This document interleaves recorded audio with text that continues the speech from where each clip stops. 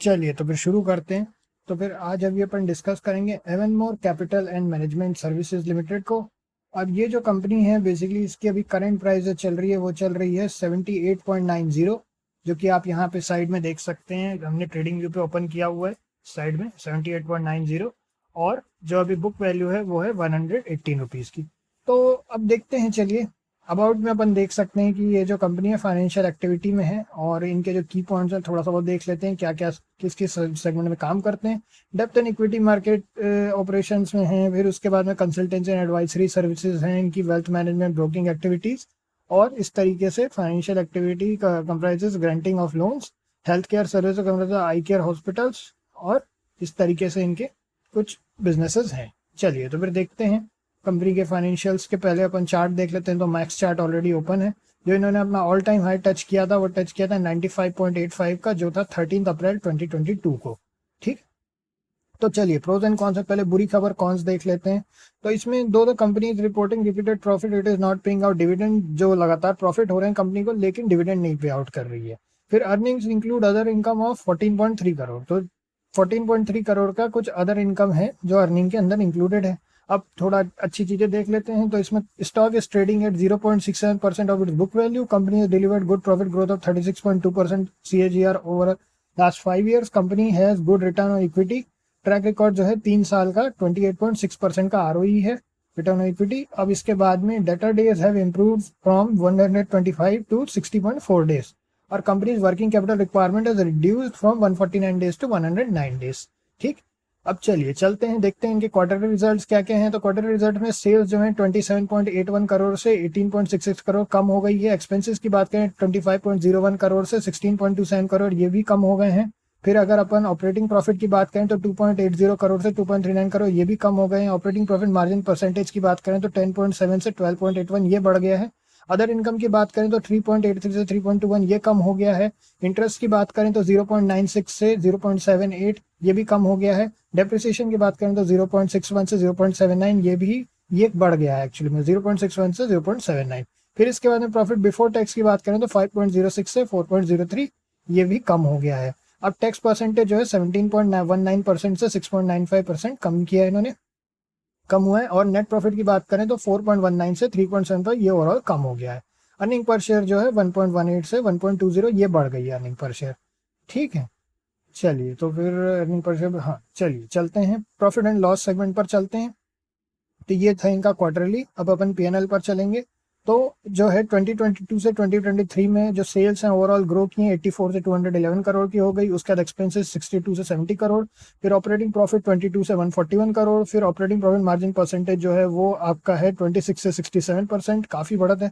फिर उसके बाद में अदर इनकम की बात करें तो 31 से 18, ये कम हो गया है 18 करोड़। फिर उसके बाद में इंटरेस्ट जो है 5 करोड़ से 3 करोड़, ये भी कम हो गया। डेप्रिसिएशन 2 करोड़ का 2 करोड़ ही है। फिर उसके बाद प्रॉफिट बिफोर टैक्स 45 से 154 करोड़, अच्छी खासी बढ़त है। और अगर आप यहाँ नोटिस करेंगे तो प्रॉफिट बिफोर टैक्स कभी भी इतना ज्यादा नहीं रहा, तो अच्छी खासी बढ़त हुई है ओवरऑल। फिर उसके बाद टैक्स परसेंटेज 11% से सीधा 21%। फिर उसके बाद नेट प्रॉफिट जो है वो 122 करोड़, हाईएस्ट नेट प्रॉफिट इन्होंने दिखाया है कई साल बाद। ठीक है, मतलब कई साल, मतलब अगर 2012 से अगर अपन देखने चाहें तो देख सकते हैं, जैसे कि आसपास भी नहीं थे इनके, और अच्छी खासी बढ़त दिखाई है। अब अर्निंग पर शेयर की बात करते हैं। 49.44 जो है वो अर्निंग पर शेयर है। और जो डिविडेंड पे आउट की बात जो इन्होंने कही थी, कभी भी डिविडेंड पे आउट नहीं किया इन्होंने, 0% का डिविडेंड पे आउट है। ठीक, तो अगर अपन देखें अदर इनकम की, अगर अपन बात करें तो अदर इनकम जो है इस बार 18 का है। ठीक, चलिए 18 करोड़ का। चलिए तो फिर बैलेंस शीट पर चलते हैं। शेयर कैपिटल 25 से 24 कम हुआ है। रिजर्व जो है 181 करोड़ से 252 करोड़ बढ़ गया है। बोरोइंग की बात करें तो 18 से 26 करोड़, ये भी बढ़ गए हैं। अदर लाइबिलिटीज की बात करें तो 150 से 139 करोड़, ये कम हो गए हैं। टोटल लाइबिलिटीज की बात करें 374 से 441 करोड़, ये बढ़ गए हैं। फिर उसके बाद फिक्स्ड एसेट्स की बात करें तो 62 से 64 करोड़, ये भी बढ़ गया है। फिर CWIP की बात करें तो 4 करोड़ से 0 करोड़, ये कम हो गए हैं। फिर इसके बाद में अगर अपन इन्वेस्टमेंट्स की बात करें तो 95 से 90 करोड़, ये भी कम हो गया। अदर एसेट्स की बात करें 213 से 287, ये बढ़ गया है। फिर उसका टोटल एसेट्स जो है फिर वही 374 से 441। ठीक, ये अपन बैलेंस शीट हो गई। अब कैश फ्लो, ये इंपॉर्टेंट पार्ट है, इसको देख लेते हैं। -1 से 20 हुआ है। ऑपरेटिंग प्रॉफिट काफी बढ़ा है इनका, निगेटिव हुआ करता था, अब 20 करोड़ का हो गया। फिर उसके बाद में अगर अपन देखें इन्वेस्टिंग एक्टिविटी से जो है cash flow investing activity cash flow operating activity -1 से 20, कैश फ्लो इन्वेस्टिंग एक्टिविटी 12 से -19 कम हो गया है, पॉजिटिव से सीधा नेगेटिव आ गया है और -19 हो गया है। और अगर कैश फ्लो फाइनेंसिंग एक्टिविटी देखें तो -8 से -2 थोड़ा सा कम किया करने की कोशिश की नेगेटिव में, मगर ओवरऑल नेगेटिव में है इस बार इनका कैश फ्लो, -2 है ओवरऑल नेगेटिव कैश फ्लो है। लास्ट टाइम पॉजिटिव +4 हुआ करता था, लेकिन इस बार -2 हो चुका है, नेगेटिव कैश फ्लो है। अब रेशियोज देख लेते हैं। डेटर डेज जो है 163 से 60 डेज हो चुके हैं, कम हो गए हैं। फिर उसका कैश कन्वर्जन साइकिल 163 से 60 हो चुकी है, ये भी कम हो गई है। फिर उसके वर्किंग कैपिटल डेज की बात करें तो 135 से 109, ये भी कम हो गया है। और ROC जो है वो अच्छा खासा बढ़त दिखाई है 24 से 60। रिटर्न ऑन कैपिटल एम्प्लॉयड जो है 60%, मतलब अच्छा खासा है, ठीक है।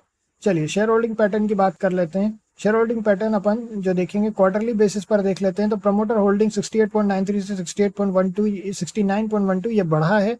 और इसके बाद में DII जो हैं उन्होंने क्या किया है, डोमेस्टिक में उतने का उतना ही रखा 0.01, और पब्लिक होल्डिंग जो है 31.05 से 30.87 ये कम हो गया है। ईयरली बेसिस पर एक बार देख लेते हैं, 60.93 से 69.12 वही का वही है। FIIs की कोई होल्डिंग नहीं है, DII 0.01 ही है। और इसके बाद में अगर पब्लिक की बात करें 31.05 से 30.87, ठीक। अब चलिए, अब अपन चलते हैं इधर एवनमोर कैपिटल के चार्ट पे। तो हमने थोड़ा सा एनालिसिस ऑलरेडी किया हुआ था, हमने कुछ एंट्री पॉइंट्स डिसाइड किए हुए हैं एटलीस्ट अगर हमें इसमें पोजीशन बनानी होगी। बाकी काफ़ी बोलना चाहिए, एक इंटरेस्टिंग सा काफ़ी वॉलेटाइल सा समय रहता है। आप देखिए यहाँ पे इतनी बड़ी बड़ी विक्स यहाँ पे, तो ये जो स्टॉक है काफ़ी एक वॉलेटिलिटी का पीरियड है कई बार इसमें। तो खैर अगर हमें इसमें एंट्री करनी होगी तो हम 82.55 के बाद ही कंसिडरेशन में लेंगे। 82.55 बल्कि थोड़ा सा अगर अपन और अपसाइड चले जाएं 82.80 के बाद ही हम अपसाइड पर एंट्री करेंगे। और अगर अपन डाउन साइड की बात करें, अगर अपने को शॉर्ट करना होगा तो 74.80 के नीचे ही शॉर्ट करना हमारे लिए, हम एटलीस्ट अपनी जो पोजीशन रखेंगे उसके नीचे ही रखेंगे और शॉर्ट करना होगा।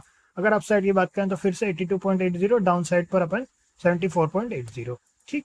और अब देखिए इसमें अगर पिवट्स की बात करें तो थोड़ा सा अपसाइड पर एक पिवट और बन रहा है। तो अगर आप चाहें तो एक नॉर्मल स्टैंडर्ड पिवट के साथ में भी सोच सकते हैं कि 83.95 तक का पहला टारगेट ले लें और उसके बाद में फिर स्टॉप लॉस को ला करके या तो कॉस्ट टू कॉस्ट या थोड़ा सा अपसाइड पर रख लें, है ना। ओवरऑल ऐसा है कि देखिए ये जो है चूंकि काफ़ी वॉलेटिलिटी रहती है, तो कोशिश करना चाहिए कि इस तरह के स्टॉक्स में क्वांटिटी कम ही रखनी चाहिए। क्योंकि आप देखिए अगर अपन वॉलेटिलिटी की बात करें काफ़ी बड़े बड़े विक्स बनाता है, ठीक है। और डेली टाइम फ्रेम पे काफ़ी ज़्यादा इसमें वॉलेटिलिटी देखने मिल रही है अभी। अब अगर अपन थोड़ा सा अगर अपन इसको जूम आउट कर लें तो अपन अगर एक पैटर्न की बात करें तो एक किस्म का फ्लैग नुमा कंसोलिडेशन एरिया यहाँ पे दिख रहा है अपने को। अगर अपन एक कंसोलिडेशन एरिया यहाँ पे ड्रॉ करना चाहें तो अपन यहाँ ड्रॉ कर सकते हैं। ये इस तरह का कंसोलिडेशन एरिया अपने को दिख रहा है, ठीक है। तो अगर जब भी इसका ब्रेकआउट होता है अपने को एक अच्छा मूवमेंट देखने मिल सकता है अपसाइड पर या फिर डाउन साइड पर। डाउन साइड पर अगर होता है तो काफ़ी ब्रेकडाउन भी देखने मिल सकता है, हालांकि यही नीचे एक क्रूशियल लेवल है। अगर हमें उम्मीद है कि ये अच्छा करती है कंपनी, अगर अच्छा परफॉर्म करती है विद टाइम, एक अच्छा अपसाइड मोमेंटम अपने को देखने मिलेगा अगर ये इसको ब्लॉक को ब्रेक करता है, जो कि 104.86 के ऊपर ही है, ठीक। 104 इनफैक्ट 106 के ऊपर आप ले लीजिए, 106 के ऊपर ही अपन मान सकते हैं इसको, ठीक। तो अभी ऐसा ही है। अगर फर्स्ट एंट्री की बात करें तो वही 82.80 अपसाइड पर अगर एंट्री करनी है छोटी एंट्रीज के लिए, और डाउन साइड के लिए 74.80, ठीक है। चलिए इतना ही है, फिर नेक्स्ट में मिलते हैं। ओके।